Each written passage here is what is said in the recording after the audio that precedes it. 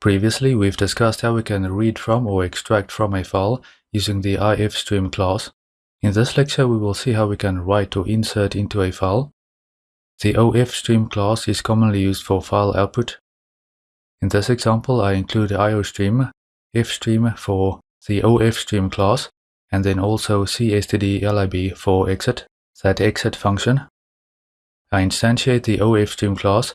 This is in the standard namespace, and since I don't have the using namespace std in scope, I have to fully qualify that class name by doing the std, the scope resolution operator, and then the class name ofstream. You should be comfortable with the syntax by now. I name the instance out file and I pass in the name of the file for the constructor. If this file does not exist, it will be created. If the file exists already, the contents of the file will be overwritten, removed, or truncated, as it is also referred to. This is the default behavior, but in upcoming lectures, we will learn how to change this default behavior so that we can append to existing file contents. Instead of replacing or overriding the file contents, I check if the stream is connected to or associated with the file, as with the input file streams as we have seen before. As with the cout stream object, we can use the stream insertion operator with the ofstream object as an operand to insert into the file. So the stream insertion operator also works with these stream objects. In this example, I'm inserting this silly string here, feed the ducks, since the file is Bob's to-do list. Finally, we need to close the file, which will disconnect the stream object from the file. We've seen this before with input file streams. If we navigate to the project location in File Explorer, notice that the file does not exist yet. In this case, if we build and run, that file should be created for us. That is the default behavior. So let's build and run to test this. In this example, all we get in the console output window is this end of program string, which is inserted into the cout stream.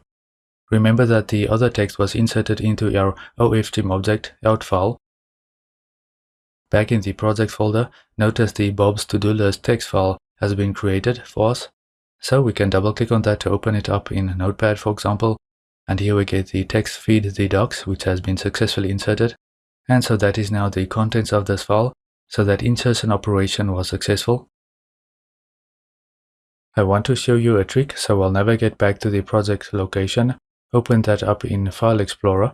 You may have to look for the setting depending on your operating system. I'm running Windows 11. I will click on View, go to Show, and then I will enable the preview pane. Make sure that the preview pane is enabled. That will show up to the right of the window.